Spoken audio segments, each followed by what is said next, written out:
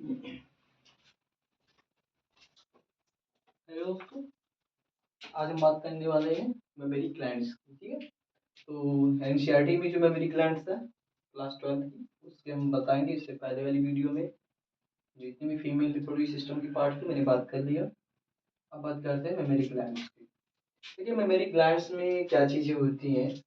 Memory gland जो functional mammary gland होता है फीमेल मैमल के अंदर पाया जाता है, और इसी फीमेल मैमल की जो फंक्शनल मेमोरी ग्लैंड्स होते हैं इसी के नाम से मेमोरी एप्पड़ा। ठीक है, तो अगर हम बात करें कि मेमोरी ग्लैंड्स में क्या चीज़ें पाई जाती हैं, ठीक है, तो अगर हम देखें तो मेमोरी ग्लैंड्स में एक पियर मेमोरी ग्लैंड्स होती है, और इसमें वेरिएबल अमाउंट ऑफ फैट पाया जाता है। मतलब जो मेमोरी ग्लैंड्स होता है उसमें वेरिएबल अमाउंट ऑफ फैट पाए जाते हैं और ग्लैंडुलर टिश्यू पाए जाते हैं।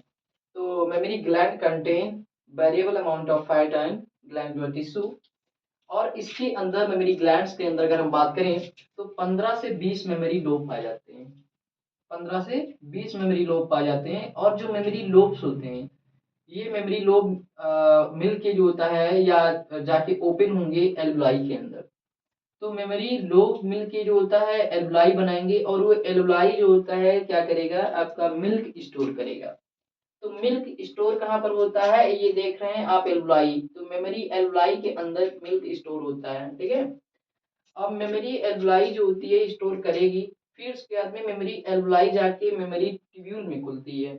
मेमोरी ट्यूब के, क्योंकि ये एल्वुलाई तो सिर्फ स्टोर करेगी, लेकिन जो मिल्क ट्रांसफर होगा, ठीक है, मेमोरी एल्वुलाई से वो किसके थ्रू जाएगा, किसी ट्यूब के थ्रू जाएगा, तो मेमोरी ट्यूब्यूल। और ये मेमोरी ट्यूब्यूल जो होती है ये आगे चल के मेमोरी डक्ट बनाती है, मतलब मेमोरी डक्ट में जाके ओपन होगी। और मेमोरी डक्ट जो होता है मेमोरी एम्पुला, एम्पुला क्या है, एक वाइडर पार्ट होती है। ठीक है, एक थोड़ी चौड़ा पार्ट होता है, ये देख रहे हैं यहाँ पर हमने दिखाया है मेमोरी एम्पुला को। एक चौड़ा पार्ट है जिसे हम क्या बोल रहे हैं, मेमोरी एम्पुला। और mammary ampulla finally lactiferous duct में खुलता है। एक डक्ट और आती है जिसे हम क्या बोलते हैं, लैक्टिफेरस डक्ट बोलते हैं। और लैक्टिफेरस डक्ट जाके निप्पल में खुल जाता है, मतलब निप्पल में ओपन होता है, और निप्पल के थ्रू बच्चा सक कर लेता है, मिल्क फीड करता है।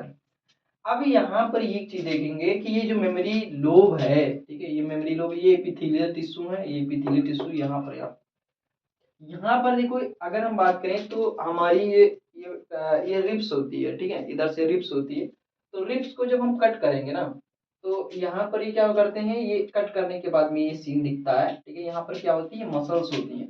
ये रिब्स दिखाई दे रहा है आपको, इस तरीके का दिखाई दे रहा है, देखिए ये रिब्स की कटिंग है। ठीक है, और यहाँ पर पेक्टोरलिस मेजर मसल होती है, ये पेक्टोरलिस मेजर मसल। देखिए, जो पेक्टोरिस रीजन होता है यहाँ पर दो टाइप के मसल, एक पेक्टोरिस मेजर मसल्स होता है, और एक क्या होता है, माइनर मसल्स होती है। तो ये पेक्टोरिस मेजर मसल जो कट करने के बाद में दिखाई दे रहा है, ठीक है ये। अब देखो, ये यहाँ पर ये क्या है ना, ये एरियोला एक रीजन होती है। जो फीमेल में जो निप्पल होती है इसकी साइड साइड में ब्लैक रीजन होती है, उसे हम क्या बोलते हैं, एरियोला रीजन बोलते हैं। और वहां पर क्या होते हैं, कुछ रिसेप्टर्स पाए जाते हैं, हाईली सेंसिटिव, यहाँ पर न्यूरॉन के कलेक्शन भी होती है। यहाँ पर हाईली सेंसिटिव रीजन होती है जहाँ पर न्यूरॉन्स क्या होते हैं, यहाँ पर मतलब यहाँ पर यानी कि ये सेंसिटिव रीजन होती है। ठीक है, जब बच्चा मिल्क फीड करता है तो उसके दौरान यहाँ से सिग्नल जाता है न्यूरॉन के थ्रू, ये ब्रेन में जाएगा सिग्नल, उससे क्या होगा, फिर उसके बाद में क्या होगा, वहां से मोटर रिस्पॉन्स आएगा। फिर उसके बाद में यहाँ पर क्या होगा, हार्मोनल फीडबैक के थ्रू भी ये चीजें होती है। क्योंकि अगर मिल्क का जो फॉर्मेशन के लिए जो हार्मोन्स होता है ना, वो प्रोलैक्टिन होता है। तो प्रोलैक्टिन क्या करता है, ये प्रोलैक्टिन, ठीक है, प्रोलैक्टिन जो हार्मोन्स होता है ये कहाँ से निकलता है, एंटीरियर पिट्यूटरी से। और ये एंटीरियर पिट्यूटरी से निकलेगा, तो एंटीरियर पिट्यूटरी से निकलेगा, और ये क्या करेगा, प्रोलैक्टिन हार्मोन क्या करेगा, मिल्क का फॉर्मेशन करेगा।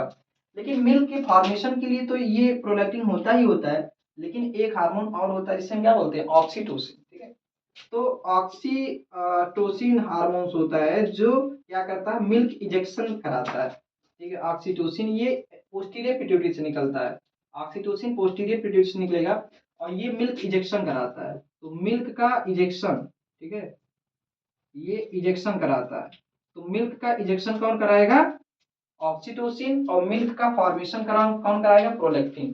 तो ये हार्मोन भी इन्वॉल्व होते हैं ड्यूरिंग मिल्क फॉर्मेशन या मिल्क इजेक्शन। ठीक है, तो ये चीजें आई होप कि आपको ये चीजें समझ में आई होगी। ठीक है, कि इससे रिलेटेड क्या क्या चीजें, बहुत ज्यादा डिटेल में ना बता के ये ओवरव्यू इस तरीके से समराइज हम कर लिए। ठीक है, और अगर कोई किसी को ना समझ में आया हो तो कमेंट बॉक्स में डालिए।